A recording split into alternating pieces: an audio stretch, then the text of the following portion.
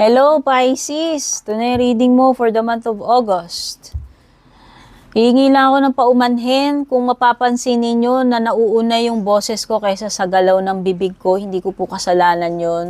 For some strange reason, hindi ko alam kung anong nagkukos nun. Meron din kasi mga reklamador. Okay? Importante boses ko yan. Promise, boses ko yan. Tanungin nyo na lang yung mic ko kung bakit ganyan siya ngayong araw na to. So, check na natin kung ano yung pinaka-overall energy ng kabuuan ng buwan na ito for you, Pisces.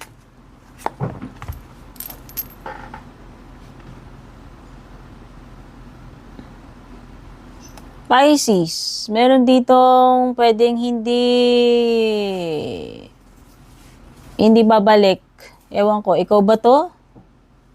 O may person na hindi ka babalikan?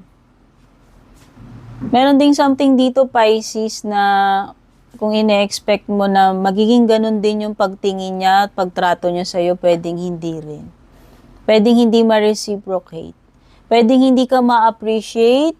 Pwedeng hindi ka rin masyadong mapansin this month.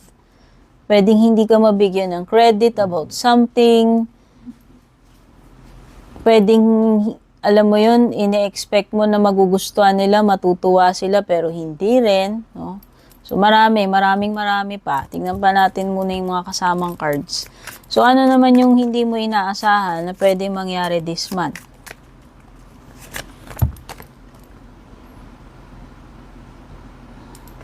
Okay.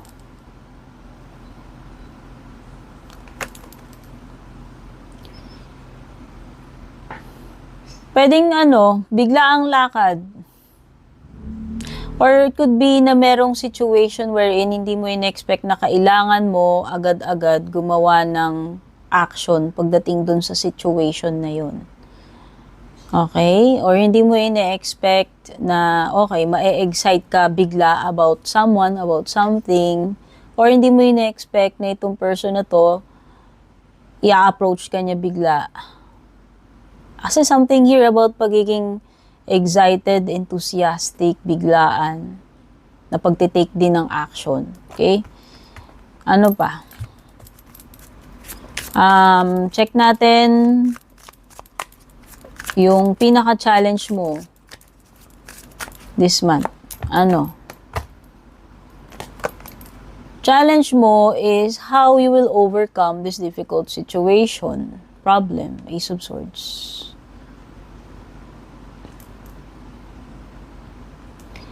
Challenge mo rin dito is, paano mo, meron something here about the truth, about revealing something. Hindi ko alam kung ikaw ba yung may kailangang i-prove dito about sa katotohanan, or ikaw ba yung naghahanap ng answer, clarity, tungkol sa kung ano ba talaga yung totoong nangyayari. Okay? Pwede rin itong conflict about making a decision. Okay? Ano naman yung pinaka-blessing mo, advantage mo, gift mo, good stuff, magandang bagay na mangyayari sa'yo this month?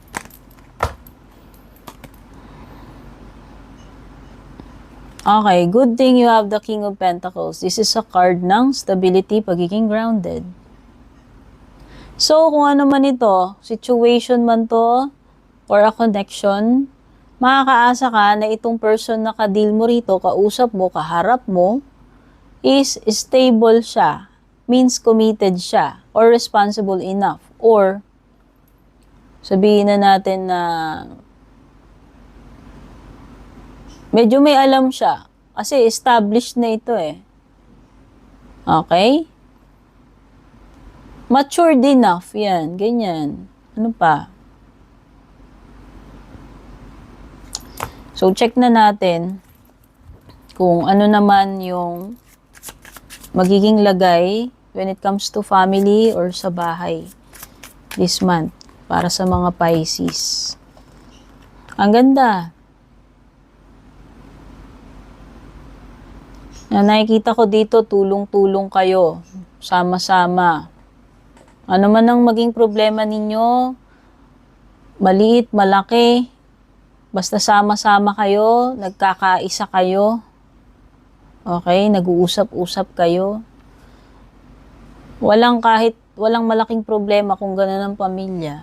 Ano man kaharapin nyo, may karoon man kayo ng mga problema sa pera o kung ano man, magagawan ng paraan. Ayan, no, nakikita ko pwedeng mapagtutulungan ninyo kasi, gaano kalaki yan Ano man yung pinag-uusapang magiging problema nyo sa bahay or sa family or sa pera man yan. May mga willing talaga dito, responsable enough yung mga family members na gawin yung bawat duties nila, obligasyon nila, ambag nila, kung ano man ito. Kung meron man kayong darating na malaking, ewan ko, bayarin, na kailangan ninyong pagtulungan, yun yung more on na-feel ko Mabubuno nyo yan kasi lahat kayo mag-pitch in. Lahat kayo may, alam mo yon, may contribution ba? At hindi kayo nagkokontrahan. Yes. Ano pa? Check na natin pagdating sa career mo. This month. Career mo this month, wag mo muna i-go to. Huwag mo muna i-go. Huwag ka muna magmadali. Pag-isipan mo muna na mabuti. Sa tingin ko, hindi ito yung time na mag-take ka ng action pagdating dyan sa career mo na yan, kung ano man yan. And when it comes to financial mo this month, kabuuan ng month.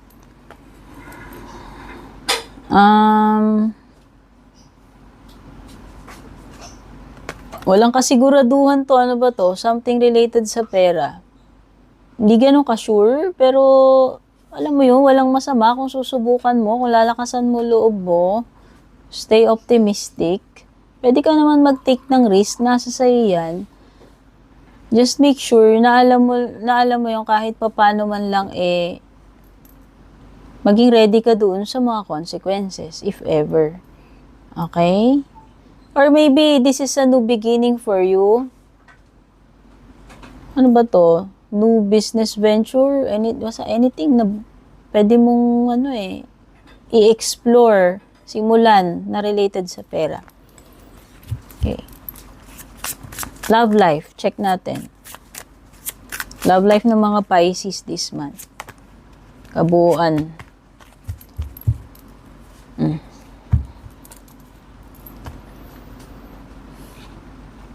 Alam mo, wag mo nang pahirapan sarili mo. Unang pahirapan sarili mo, Pisces. It seems, with the Hangman reversed, yung mga sacrifices na ginagawa mo, sayang lang. Pwedeng wala naman talagang appreciation yung person na yan. Yan sa mga sacrifices mo, baka nga masaktan pa yung kalooban mo. Pag nalaman mo na wala naman siyang pake, ikaw pasakit ka ng pasakit, hirap ka na, ba't hindi mo pa bitiwan kung ano man ito? Tapusin mo na yung paghihirap mo, ikaw lang ang nahihirapan dito. Ikaw lang ang nagsasacrifice, hindi niya yon na-appreciate. In the end, marirealize mo na nagsayang ka lang. Okay? Ano pa? Ano ang pinaka-advice for you overall this month ng reading na ito? Hindi ako ga-advise yung pinaka-reading baraha. You need to prepare for the future. Hindi porke marami kang pera ngayon, hindi porke malakas ka ngayon, lagi ka may trabaho, pinagkakakitaan, tatanda rin tayo. And dapat i-secure mo yung future mo. Hindi lang ikaw ang iisipin mo, pati yung loved ones mo, pamilya mo. So kung may chance ka, malakas ka ngayon, yes, kumikita ka, kung kaya mo pang magdagdag ng another income, kung kaya mo magtabi, secure mo na yan ngayon. This is building a foundation, legacy. Securing for the future. Okay? Okay. Kung ano man yun, patungkol man sa pera yan sa pamilya mo, or ewan ko kung ano man na kailangan i-secure mo. O baka naman hindi, puro ka trabaho, hindi mo na naisip paano yung pag-aasawa, pag-aanak, ewan ko Iba-iba depende kung ano yung nagre-relate sa inyo. Check pa natin ano yung paparating sa'yo. 4 na cards pa. Wow. Meron ako nakitang magandang card pero may negative din. Unahin na natin yung pangit na balita. May paghihiwalay ng landas. Ano ba to? Pagre-resign ba to? pag-alis sa isang grupo, organization, samahan. So, ayun, pwedeng may breakup. Pwedeng merong, ano to, separation pay ba to? Resign? Ewan ko. Pwedeng may broken promise. Pwedeng, ano pa. Basta may paghihiwalay ng landas dito or may something na mapuputol na eh. Romantic or hindi. Okay? Ano pa? Building a foundation, binanggit ko na yan kanina, di ba? Doon sa pinaka-advice sa'yo ng reading na ito. So, meron talaga ditong something like building a foundation, sinasabi ko sa'yo, na dapat ngayon sinisimulan mo na yan. ASAP. Pero, ang tower lang is something na hindi ka basta-basta matitinag and meron ding sinasabi dito about gagawin mo na magiging successful basta hindi ka basta-basta aayaw. Susuko. Ano pa? Unicorn. Oh, ito ay magagandang changes na paparating sa'yo this month. Ano pa? Wealth. This is about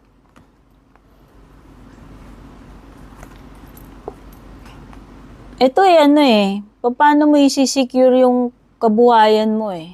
Feeling ko lang yun yung nasisense ko sa intuition ko. Sabi ko nga, hindi pa laging malakas, hindi pa laging may trabaho.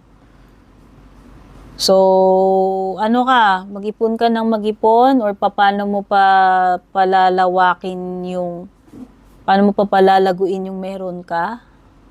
Okay? So, this is not just maintaining kung anong meron ka, kundi paano mo siya mas palalaguin pa. Okay. So, yun yung mga mensahe for you, Pisces. Don't forget to subscribe, like, follow. Patap na rin yung bell icon. Kung interesado ka sa private reading ko, nag-iisa lamang yung Purple Teen official page. Yung Purple Teen na may blue check sa kanan. Kapag wala pong blue check sa kanan, yun po yung mga fake na nagpapanggap na ako. At wag po kayong magpapauto dun sa mga yon. Okay? Mag-PM po kayo kung balak ninyong mag-book, mag-inquire sa akin ng private reading. Shout out Miss Yoli Soliman, Mr. Ryan Aliman sa being top star senders natin nitong mga nakaraan. At pati na rin po dun sa ibang star senders, super thanks senders, mga nag-avail na membership, subscription at palaging mga nag-share, nag-comment. Love you all. Take care. God bless. Babush.